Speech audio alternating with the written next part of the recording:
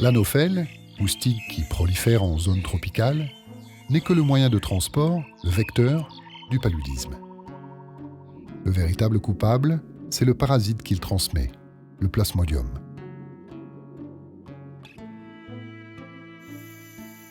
La femelle anophèle pique la nuit pour se nourrir de sang humain.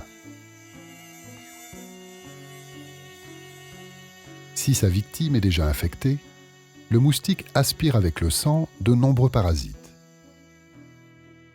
Une fois dans l'estomac du moustique, les parasites se reproduisent, se divisent et migrent vers les glandes salivaires.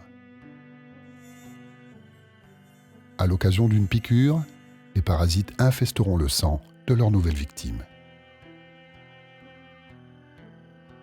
Dans le corps humain, le plasmodium entame une phase de multiples mutations.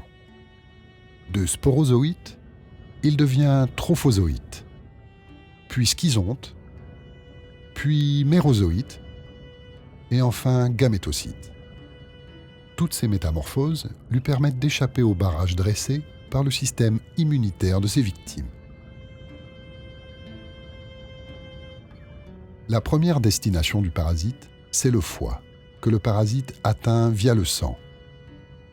Ici, aucune réaction du corps humain. Le parasite peut alors tranquillement infecter les cellules du foie et se multiplier.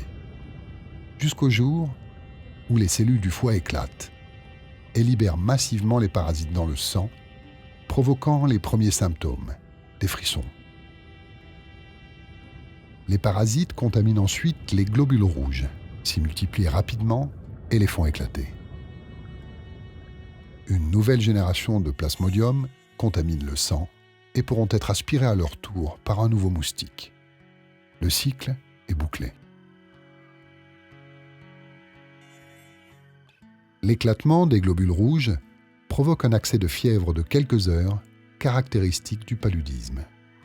Frissons, chaleur et sueur se succèdent. Ces poussées de fièvre se répètent tous les 2 ou 3 jours. Dans le cas du Plasmodium falciparum, le paludisme peut atteindre d'autres organes, comme le cerveau, et évoluer vers des formes sévères, voire mortelles. Les populations qui ont contracté plusieurs fois la maladie deviennent partiellement immunisées. Les jeunes enfants dont les défenses immunitaires sont en construction et les femmes enceintes dont le système immunitaire se modifie lors de la grossesse risquent le plus un paludisme grave et la mort.